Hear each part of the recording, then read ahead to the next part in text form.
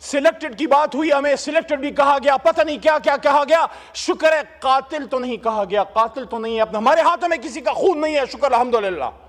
यहां बेशुमार लोग आया करते थे, इसी डील चौक में मैं, परवेज खटक और शेख रशीद इमरान खान के हुक्म पे जाके एंगेज करते थे।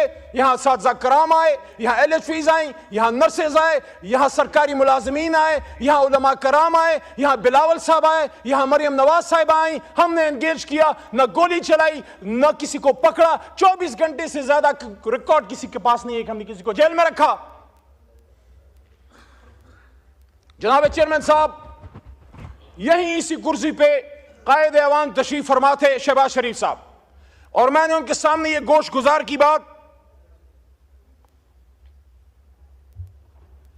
मैं तकरीर के दौरान चिट्टे नहीं पढ़ता, मुझे पता है मैंने क्या कहना है। मेरी उम्र गुजर गई है, 10 साल मेरे इस पार्लियामेंट में गुजर गए हैं। वल्लाह मैंने यहां लड़ाई देखी है, ऐसे लगता है जैसे हम घरों से यहां लड़ने के लिए आते हैं, जैसे ये कैमरास बंद होते हैं फिर आपस में चाय पीते हैं। ये मुनाफिकत नहीं है। एक दूसरे की शादियों में जाते हो, एक दूसरे से मिलते मिलाते हो, इकट्ठे जाके उम्रे करते हो, लेकिन जब कौम की बात आती है फिर आपस में लड़ते हो। किसको दिखाने के लिए? अल्लाह को राजी करो यार। इज्जत जिल्लत इमरान खान, नवाज शरीफ या जरदारी के हाथ में नहीं है। इज्जत और जिल्लतों का मालिक वो है जिसके 100 नाम ऊपर लिखे हुए। आज वो बात करो जो खुदा लगती बात हो, जो हक लगती बात हो। एबटाबाद डिवीजन में जनाब चेयरमैन साहब, मैं एक एक शहीद के घर गया हूं। यहां छोटा भाई इधर बैठा हुआ था, अता तारड़ साहब इस वक्त नहीं है। मैं उनको कहता हूं, अता भाई मैं आपको हाथ से पकड़ के मेरी गाड़ी में, उसमें मेरा अपना जाती पेट्रोल है, मेरे साथ चलें। कम से कम जिन शहीदों को मैं जानता हूं उनके कब्रों पे मेरे साथ जाएं। और मेरा आपसे वादा है, रेंजर का शहीद आपका नहीं मेरा भी शहीद है, इकट्ठे रेंजर्स की शहादतों और दुआओं पे भी जाएंगे। लेकिन एबटाबाद डिवीजन नथिया गली के टॉप में एक पहाड़ी के सिरे पे एक नौजवान मुबीन मलिक की जो शहीद हुआ है यहां, और उसकी जो गोली बॉडी पे लगी है वो आर पार नहीं गई, उसमें एक बुलेट वुंड है। और यहां लॉयर्स बैठे हैं, मरवत बैठा है पीछे, मरवत साहब बैठे हैं, आप भी लॉ के स्टूडेंट हैं। जब बॉडी से गोली आर पार नहीं जाती, इसका क्या मतलब है? इसका मतलब है कि इट्स अ स्नाइपर शॉट। उसकी छोटी बच्ची आयत नूर, यकीन करें बहुत खूबसूरत फरिश्ते जैसी छोटी सी बच्ची उसके बाप के हाथ में थी, और उसकी कब्र पर मैं बैठा और उसके बाप की खाली आंखें, क्योंकि उसका बेटा यहां शल पंप पे मजदूर था।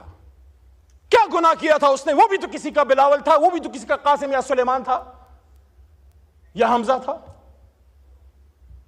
एबटाबाद का अब्दुल कादिर, उसका छोटा बेटा हिजबुल्लाह, रात के अंधेरे में जब आग हमने जलाई, उनके घर में बैठने की जगह नहीं है। एबटाबाद की सर्दी का आपको पता है, खुले आसमान तले आग जला के हमारे साथ वो बैठे हुए थे। उसका छोटा बच्चा हिजबुल्लाह जो मदरसे और स्कूल में पढ़ता है, सवाल करता है कि मेरा बाप क्यों मरा? आर्मी पब्लिक स्कूल में तो दहशतगर्द आए थे, यहां कौन आया था मेरे भाई? यहां कौन आया था? पार्लियामेंट के सामने ला इलाहा इल्लल्लाह मुहम्मदुर रसूलुल्लाह के सामने यहां गोलियां चल रही थी। यहां में कहा जाता नहीं मारा तो किसने मारा?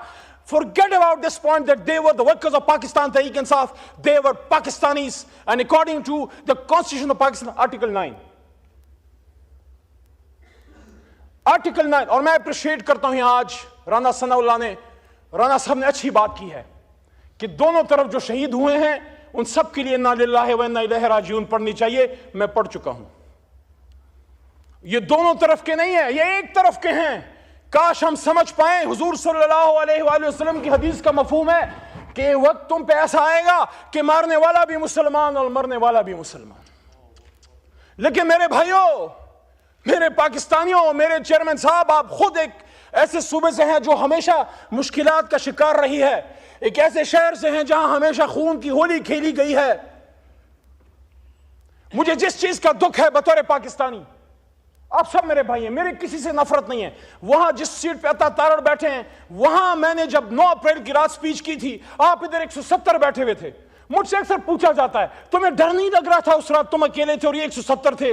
मैंने कहा मैं उनको दुश्मन नहीं, सिर्फ एक सियासी मुखालिफ समझता हूं, मुझे उनसे कोई डर नहीं था।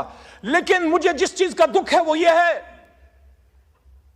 कि जो यहां डी चौक पे शहीद हुए हैं आगा साहब, उनकी न सिर्फ जान गई है बल्कि उनका मान भी टूटा है। मैं दिल के दर्द से ये कह रहा हूं, उनको ये पता था कि गिरफ्तार हो जाएंगे, आंसू गैस चल सकती है, लाठी चल सकती है, हाथ पैर टूट सकते हैं, लेकिन जो गोली हमने इनको हिंदुस्तान पे चलाने के लिए दी है वो मेरे सीने से आर पार कभी नहीं होगी, कभी नहीं होगी, कभी नहीं होगी। ये गोली तो उन लोगों के लिए हमने तुम्हें दी है कि जो लोग श्रीनगर में मुसलमानों का खून बहाते हैं, ये गोली पाकिस्तानियों पे चलाने के लिए नहीं, ये गोली पाकिस्तान और इस्लाम के दुश्मनों पे चलाने के लिए है। और आज हमसे बात की जाती है कि बताओ, हमारे पश्तो में कहते हैं मड़ुम शुमो पढ़ुम शुम, मार भी दिया और मैं ही गुनहगार। मुगल नयम ची गमुन तबजाड़म मरवत से तो पे पोएगी मुगल नयम ची जख्मुन तबजाड़म खपल इंतकाम पपर हरुद किरान गाड़म ज पुख्तुन ची लग दमशम लग समशम द जरे हिसाब बदर नगवाड़म वकुल जाल हक वज़ाक़ अल बातिल काना ज़हूक़ा। मुज़ाकरात निकल आएगा, इमरान खान भी इंशाअल्लाह 500 दिनों से खड़ा है। हम मुज़ाकरात की भीख नहीं मांगते। अगर तुम समझते हो कि उसका अंदर रख के मुल्क चला सकते हो, चला के देख लो। हम एक मुतालबा करते हैं, डी चौक के खून का इंसाफ चाहिए, हमें और कुछ नहीं चाहिए। मुझे भी साथ इमरान खान के अंदर डाल दो। 78 दिनों तक रहा हूं मैं। ख्वाजा साहब ने कहा ना, मैं उस बात से एग्री करता हूं। ख्वाजा आसिफ ने कहा कि इज्जत से जेल गुजारनी चाहिए। 78 दिन तक रहा हूं। एक ऐसे आदमी का पोता हूं जिसने पाकिस्तान बनाया था, इस आदमी के साथ जेल का दुख नहीं।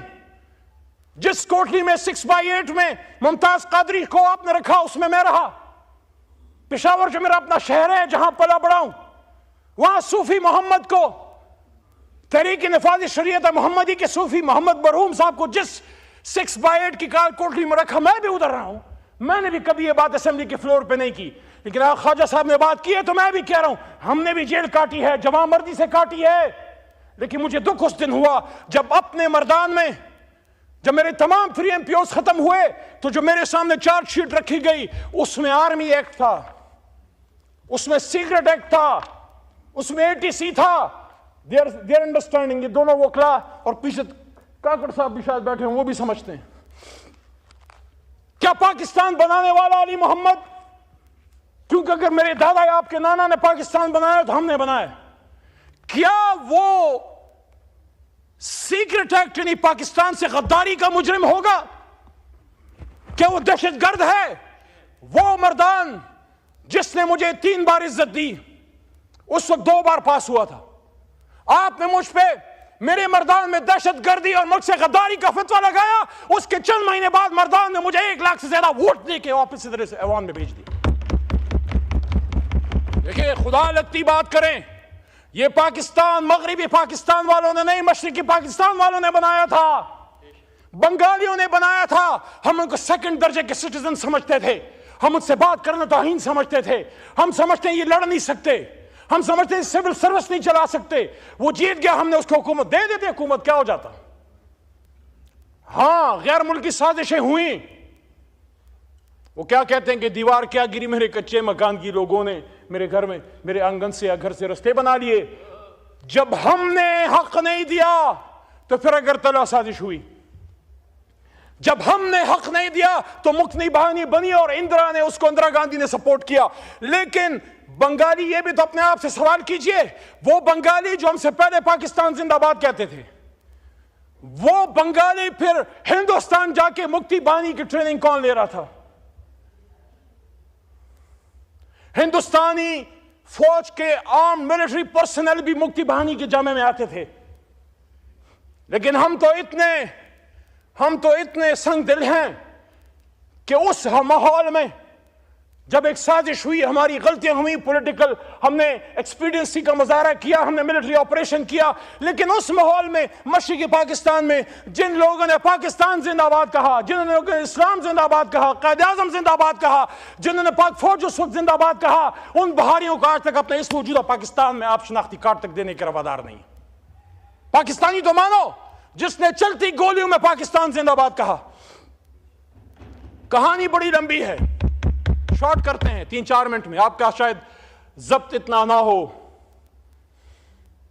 आर्मी पब्लिक स्कूल, मैं हिस्ट्री का स्टूडेंट हूं और चीजों को देखता हूं, मैं मीडिया में रोज जाता हूं, 10 साल से जा रहा हूं।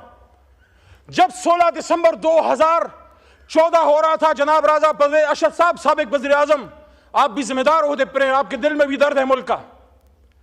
उस वाकये से चंद दिन पहले Indian security adviser Ajit Doval ने ऑन रिकॉर्ड कहा था, हम इस पाकिस्तान को सबक सिखाएंगे, हम इनको तकलीफ देंगे। शहरयार भाई बैठे इंटीरियर मिनिस्ट्री चलाई, इनको इन चीजों का पता है। क्या हमें वो दुख वो दर्द महसूस होता है? आंखों से आंसू चले जाते हैं। लेकिन वो माएं कहती हैं हमारे बच्चों को शहीद मत कहो। हमने उनको स्कूल शहादत के लिए नहीं, उनको स्कूल के बैग पीछे बांध के भेजा था। उन्होंने इंजीनियर बनना था, उन्होंने डॉक्टर बनना था, उन्होंने आपकी कुर्सी पे बैठना था। जनाब चेयरमैन साहब, उनको उस छोटी सी उम्र में मासूम शहीदों को, यह सिर्फ एक शहादत नहीं है, अगर हम इसको समझें, गैरत है बड़ी चीज जहाने तगदों में। चेयरमैन साहब, गैरत है बड़ी चीज जहाने तगदों में, पहनाती है दरवेश को ताजे सरेदारा।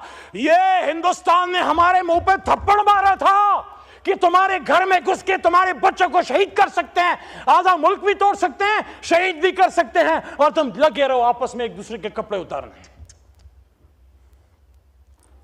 To cut the long story short, hybrid की बात होती है। चलिए इस पे एक बात करके फिर इसी मजाकरात वाली बात पे आते हैं। बड़ी हाइब्रिड की बात होती है, वो मैंने उधर से शुरू की थी बेनजीर साहिबा के पाकिस्तान आने के। मैं नहीं कहता कि हम 100% कोई ऐसी, मैं कहता हूं कि आसमान से फरिश्ते हैं, हमसे गलती नहीं हुई, लेकिन हमने अगर गलती की है तो 2011 के बाद की होगी। जनाब राना सनाउल्लाह साहब 30 अक्टूबर के बाद शायद की हो। 1988 में जब बेनजीर वजीर आजम बन रही थी, आप मुझे बताएं, उसके 2 साल बल्कि 18 महीने टू बी वेरी एग्जैक्ट, वो हाइब्रिड रजीम नहीं थी क्या? IGI जब बनी हाइब्रिड रजीम नहीं थी क्या? हमीद गुल साहब इज ऑन रिकॉर्ड कि उसमें जब उसामा बिन लादेन का पैसा इस्तेमाल हुआ बेनजीर के खिलाफ, क्या वो हाइब्रिड रजीम नहीं थी क्या? ये आज की कहानी तो नहीं, 100 बरसों की दास्तान है जनाब चेयरमैन साहब। 3-4 चीजों का बड़ा दुख है मुझे। मैं कभी पीपल पार्टी का वर्कर सपोर्टर नहीं रहा, आज भी मैं कहता हूं मुझे बड़ा अजीब लगता है। सदर आपका बैठा है, चेयरमैन सेनेट आपका बैठा है, चारों गवर्नर आपके बैठे हैं, 16 महीने आप इधर इख्तिदार में बैठे रहे, आज भी आप उन सीटों पे हैं, आज भी आप रोना रोते हैं। आ जाए इधर हमारे साथ और एक जेन्युइन अपोजिशन करते हैं। वो कहते हैं तो इधर उधर की ना बात कर, ये बता के काफिला क्यों लूटा? तेरी रहजनी का गिला नहीं, तेरी रहबरी का सवाल है। मेरे चेयरमैन साहब, हम मामलात को सुलझाने वाले लोग हैं।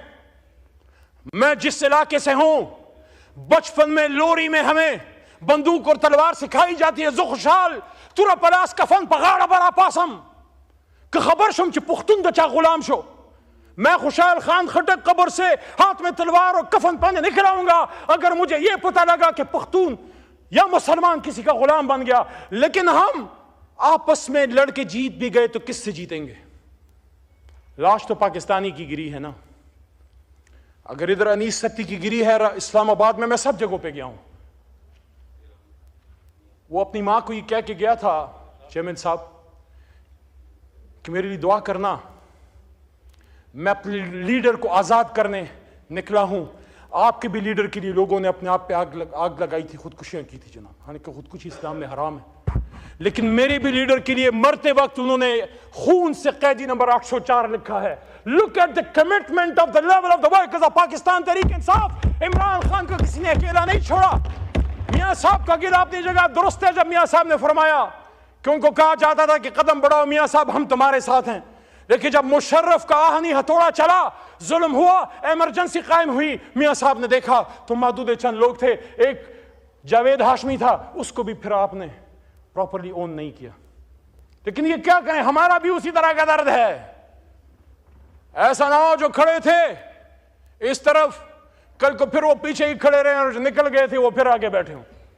होता है, सियासत में होता है हुजूर। लेकिन वल्लाह हमने इमरान खान के लिए नहीं किया, हमने अपनी कमिटमेंट, अपनी गैरत, अपनी अना के लिए किया है कि कल को कोई असद कैसर को, वो जो आपकी कुर्सी पे बैठा होता था, सुलझू आदमी, आपसे हमेशा बात करता था, हमारी जमात से गाली सुनता था, उसको जब आपने उठा के अपने ही मैदान में आपने जेल में डाला, तो उसने सिर्फ इमरान खान के लिए नहीं, अपनी खुद ही अपनी अना, अपनी गैरत के लिए किया कि कोई असद कैसर को ये ना कहे कि सवाबी का बेटा बिक गया या डर गया, कोई शहरयार खान अफरीदी को ये ना कहे कि कोहाट का बेटा डर गया या बिक गया, कोई निसार जट को ये ना कहे कि पंजाब का बेटा डर गया या बिक गया, और ये कोई मुझे ना बताए कि पंजाबी खुदा न खास्ता बुज़दिल हैं या निकलते नहीं है। इस लेवल की फस्तायत आप पख्तूनख्वा में करो, यहां भी कोई नहीं निकलेगा। हमने तो सुना था कि माएं बहनें सांझी होती हैं, ये कैसी सांझी माएं बहनें हैं? जब मेरी और आपकी मां रेहाना डार के सर से दुपट्टा छीना गया और उसको खींचा गया, तो फिर सियालकोट के साथ पूरा पाकिस्तान क्यों ना रोया? और आप क्यों ना रोए? आपकी तो जमात ही खवातीन के हकूक पे बनी है हुजूर।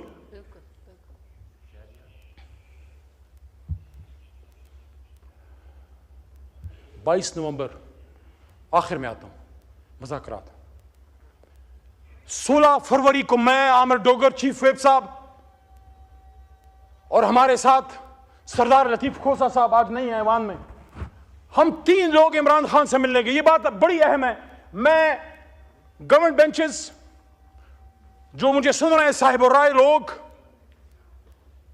बूट वाले नहीं कलम वाले, सबसे मुखातिब हूं। चले बूट वाली भी डाल, सबसे मुखातिब हूं। 16 फरवरी को इलेक्शन हुए हुए सिर्फ 1 हफ्ता हो चुका था। मैं, आमिर डोगर और सरदार लतीफ खोसा इमरान खान साहब से मिलने गए। मेरे जहन में ये चीजें चल रही थी। मुझे इससे कोई गर्ज नहीं है कि इस कुर्सी पे कौन बैठता है, मुझे इससे गर्ज है कि मुल्क आगे चले। उस वक्त आपकी हुकूमत नहीं बनी थी, अभी इसका फैसला नहीं हुआ था, अभी इसका फैसला नहीं हुआ था कि कौन बैठेगा। फॉर्म 47 की रोशनाई अभी कच्ची थी, फॉर्म 47 अभी खुश्क नहीं हुआ था, उस पर दूसरा रंग चढ़ने के करीब था। खान साहब से मैंने पूछा कि खान साहब, आपने पिछले साल 2022 रमजान में जमान पार्क में आपसे एक मीडिया पर्सन ने पूछा क्या फतह मक्का की बात करते हैं, क्या आप आज भी फतह मक्का मॉडल पे खड़े हैं? मैंने जब ये बात की तो क्या अपने क्या पराए सारे मेरे पीछे पड़ गए। और यार, आप मुझे इमरान खान से वफा मत सिखाओ। आप जब और जमातों में बैठ के जी भुट्टो कहते थे, या जब मियां साहब आवे आवे कहते थे अली मोहम्मद इमरान खान के साथ, तब भी खड़ा था, आज भी खड़ा है और इंशाल्लाह बाद में भी खड़ा होगा। मैं जो बात करता हूं इसलिए करता हूं कि इमरान खान निकले, मुल्क आगे जाए। मैंने खान साहब से कहा आप खड़े हैं? उन्होंने कहा हाँ। मैं फतह मक्का मॉडल पे खड़ा हूं, और फतह मक्का मॉडल का क्या है कि जीत के बाद इंतकाम नहीं, आम माफी। लेकिन उसको आम माफी तो रसूलुल्लाह सल्लल्लाहु अलैहि वसल्लम भी नहीं दे सकते थे जिसने किसी का खून बहाया। वो तो किसास की बात है, वो तो अदालत की बात है, सियासी इंतकाम नहीं। और उसके साथ एक और बात इमरान खान साहब ने की, जो मैंने जब की तो फिर मुझे मेरे अपने पड़ गए, और फिर आपके भी यार लोग पड़ गए, और वो दूसरे भी पड़ गए, और सारे पड़ गए। खान साहब ने कहा ट्रुथ एंड रिकंसिलिएशन कमीशन। उन्होंने कहा कि नेल्सन मंडेला ने ट्रुथ एंड रिकंसिलिएशन कमीशन कायम करके अपने मुल्क को आगे ले गया। बल्कि उनके अल्फाज to be exact quote and quote ये थे कि वेस्ट ने, इमरान खान साहब ने कहा कि वेस्ट ने हमारे नबी पाक सल्लल्लाहु अलैहि वसल्लम की तालीमात को अपना के फतह मक्का मॉडल को लेके ट्रुथ एंड रिकंसिलिएशन कमीशन बनाया, और देखो वेस्ट आज कहां चला गया और हम किधर खड़े हैं। मैंने 12 की ये बात की इलेक्शन कमीशन के बाद। दोस्तों को याद होगा अगर इधर कोई है, इलेक्शन कमीशन के बारे मैंने कहा कि खान साहब कहते हैं कि हम ट्रुथ एंड रिकंसिलिएशन कमीशन, तो रिकंसिलिएशन पे तो जोर दिया कि अली मोहम्मद कहता है रिकंसिलिएशन। मैंने ट्रुथ पहले की है, पहले ट्रुथ देन रिकंसिलिएशन। सच बोलना पड़ेगा। 2 मिनट और।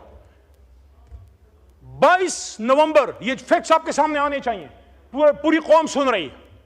22 नवंबर को हमें हमारी पॉलिटिकल कमेटी ने जनाब इमरान खान साहब से मिलने भेजा, हमें नहीं मिलने दिया। मैं था उसमें, चेयरमैन गौहर थे उसमें, सेक्रेटरी जनरल राजा थे हमारे, राजा साहब उसमें, हमारे साथ रऊफ हसन साहब और सरदार लतीफ खोसा। हमारा काम क्या था? हमने इमरान खान साहब को यह कहना था कि ये जो एहतजाज है उसको आप मुलतवी ना करें, खत्म ना करें, सिर्फ ऑन होल्ड कर लें, इस्लामाबाद की पेरिफेरी में कहीं बैठा दें, ताकि गुफ्तगू जो चल पड़ी है वो गुफ्तगू किसी अंजाम तक पहुंच सके। हमें मिलने नहीं दिया। अपनी मंजी तले डांग फेरे सियासी लोगों। कौन है जो हमें लड़ाना चाहता है? किसको पता था कि हम किस लिए जा रहे हैं? कौन चाहता था कि डी चौक पे खून बहे? हम तो सारी लीडरशिप इमरान खान को इस पे कन्विंस करने गई थी कि खान साहब बाहर बैठ जाते हैं फिलहाल और मौका दें मुज़ाकरात को कि शायद आप निकल आए, सिरान निकल आए और मैंडेट की वापसी का कोई सिस्टम हो। बड़ा मेरे पे सवाल होता है, तुम किधर थे? 25 को मैं अडियाला के करीब रोडों पे था, एक नामालूम गाड़ी में जो मेरी अपनी जाती है, एक ड्राइवर के साथ पुलिस के नरगों में से पीछे बैठे मैं निकल रहा था। उस दिन मुझे काली शीशों की गाड़ी का जरा अफादियत का अंदाजा हुआ। पुलिस वालों के बीच में से पहुंच के मैं अडियाला पहुंचा। यहां राणा साहब ने कहा ना कि इजाजत दी गई थी। राणा साहब, अली को इजाजत नहीं मिलती, क्योंकि किसी को पता है कि अली जो है मामलात को ठीक करना चाहता है, अपने लीडर को बगैर लड़े बगैर खून बहाए निकलवाना चाहता है। उस दिन गौहर साहब को भेजा गया अंदर, सैफ साहब को भेजा गया अंदर, अली मोहम्मद फिर भी 2 घंटे अडियाला के बाहर बैठा रहा और उसके बाद 5-6 दफा मैं गया, मुझे नहीं मिलने दिया जाता, क्योंकि हम चाहते हैं ये खून बहना बंद हो, ये लड़ाई मार कुटाई बंद हो, आप बात करें और निकले इस जंजाल से, इस मुसीबत से। इमरान खान भी सहवान में आए, मियां नवाज शरीफ भी आए। और अब आखिरी बात की तरफ आता हूं। देखें, हम स्कूल गोइंग थे जब मियां साहब वजीर खजाना थे। बिलावल साहब अपनी मां की गोद में जेल के आगे बैठे रहते थे। नस्ल जवान हो गया, आज बिलावल की खुद शादी की उम्र है, उसकी माशाल्लाह जो सिस्टर हैं उनकी माशाल्लाह अब बच्चे हैं। इतना वक्त गुजर गया बीच में। मियां साहब की अपनी बेटी वजीर आला बन गई, इमरान खान साहब वजीर आजम बन गए, एक नस्ल जवान हो गई, दूसरी शादी की उम्र तक पहुंच गई। लेकिन पाकिस्तान में म्यूजिकल चेयर खत्म नहीं हुआ, लड़ाइयां खत्म नहीं हुई, आपकी हाइब्रिड रजीम खत्म नहीं हुई। आपकी लोगों को यह एक फैसला कर लो कि पाकिस्तान को चलाना है तो पार्लियामेंट से चलाना है। रावलपिंडी अगर जाना है तो सिर्फ किसी की दुआ या तकरीब में जाएं, किसी से इशारे में इशारे ना लें, अपने अल्लाह से इशारे लें, अपने अल्लाह के हुक्म पे आए, अवाम की ताकत से आए, अवाम की वोट से आए और उनको भी बताएं जब तक आप अपने आखिरी बात आप अपने आईनी रोल में होंगे, जब तक आप अपने आईनी रोल में होंगे, जब तक आप बॉर्डर्स की हिफाजत करते हैं, जब तक आप हिंदुस्तानी सांपों को कुचलते हैं, हम आपको अपने सर पे बैठाते हैं। लेकिन जब आप हमारे अपने मुल्क में हमारे बच्चों के सर कुचले जाते हैं, फिर हमें दुख होता है, फिर हमें तकलीफ होती है और फिर हम सवाल करते हैं। और जब सवाल करते हैं तो अपनी शहर मर्दान में फिर आर्मी एक्ट और सीक्रेट एक्ट और एंटी टेररिज्म एक्ट, और क्या सिर्फ हम पे लगे, आप पे नहीं लगे? तो जनाब 70 साल की हो गई ये लीडरशिप, इज्जतें भी देख लें, जेलें भी देख लें, मुल्क से दरबदर होना भी देख लिया। 70 के बाद या 60 के बाद तो फिर अल्लाह ही याद आता है। मियां साहब इज 70+, जरदारी साहब इज 70+, इमरान खान साहब इज 70+, और मौलाना फजल रहमान साहब भी 70 के करीब होंगे शायद। मेरी तजवीज है, मुझे पता है मेरी बात सदा बसहरा होगी, लेकिन मोहब्बत गोलियों से बो रहे हो, वतन का चेहरा खून से धो रहे हो, गुमा तुमको के रास्ता कट रहा है, यकीन मुझको के मंजिल खो रहे हो। तीनों बड़े लीडर आए, पार्लियामेंट में बैठे और ये फैसला करें, मिलकर हुकूमत नहीं बनाएंगे, ये नहीं हो सकता। आग और पानी इकट्ठे नहीं हो सकते। पीपल्स पार्टी नून लीग का आपस में एक नजरियाती इख्तिलाफ रहा है, हमारा आप दोनों से नजरियाती इख्तिलाफ रहा है, लेकिन उस पर तो इख्तिलाफ नहीं, इस पे तो इख्तिलाफ नहीं, न क़ैद पे इख्तिलाफ, न इस झंडे पे इख्तिलाफ, ना इन पे इख्तिलाफ, ना अल्लाह पे इख्तिलाफ, ना कुरान पे इख्तिलाफ, और ना इस बात पे इख्तिलाफ कि ला इलाहा इल्लल्लाह मोहम्मद रसूलुल्लाह या पाकिस्तान का मतलब क्या। तो फिर इसका मतलब है अगर इसके आगे कोई इख्तिलाफ होगा तो फिर वो अना की जंग होगी, फिर वो जाती इख्तिलाफ होगा। जिस तरह हमारे पख्तूनख्वा के गफार खान बाबा फरमाया करते थे कि खिदमत में तो कोई इख्तिलाफ नहीं, इख्तिलाफ तो खुद गर्जी से पैदा होता है। तो आप आए, सिर्फ 15-20 सेकंड आप आए, इमरान खान साहब को भी बाहर आने दें। मैं उसको जानता हूं, दरवेश है, मर जाएगा लेकिन झुकेगा नहीं, उसको मरने ना दें। असासा है मुल्क का, लियाकत अली खान असासा था, भुट्टो साहब असासा थे, बेनजीर शहीद असासा थी, मियां साहब भी बड़े लीडर हैं, इमरान खान साहब मुल्क के सबसे बड़े लीडर हैं। जज, जर्नल, ब्यूरोक्रेट, इंजीनियर, डॉक्टर रोज पैदा होते हैं, लीडर सालों में पैदा होता है। उसको गोलियां तो मत मारो यार, उसको गोलियां तो मत मारो यार, उसको शहीद तो मत करो यार, उससे कौम को फायदा लेने दो यार। इमरान खान, मियां नवाज शरीफ साहब और आसिफ अली जरदारी साहब की रिस्पॉन्सिबिलिटी बनती है। इस मुल्क ने आपको बड़ी इज्जत दी है, आप कहीं नहीं। तारड़ साहब, ना पीएम हाउस में ना सदर हाउस में, आप पार्लियामेंट हाउस में आइए, तीनों बड़े लीडर बैठे और उसके बाद उसको वसी करें। मैं पहले 3 की बात क्यों कर रहा हूं? मैं इसलिए कर रहा हूं कि वो जमात जो मुल्क को वजीर आजम दे सकती है वो पहले बैठे और फिर उसको फैलाएं। उसमें मौलाना साहब को, हाफिज नईम साहब, हाफिज नईम साहब और उसके साथ साथ उसमें अचकजई साहब, उसमें मेंगल साहब यहां से इस्तीफा देके गया है, उसको मनाओ यार। वो पहाड़ों में गया है, एक अकबर भुगती काफी है पहाड़ों में शहीद होने के लिए। बस करो यार, और शहादतें नहीं चाहिए। बलोचिस्तान की पहाड़ियों में अख्तर मेंगल से भी बात करो यार।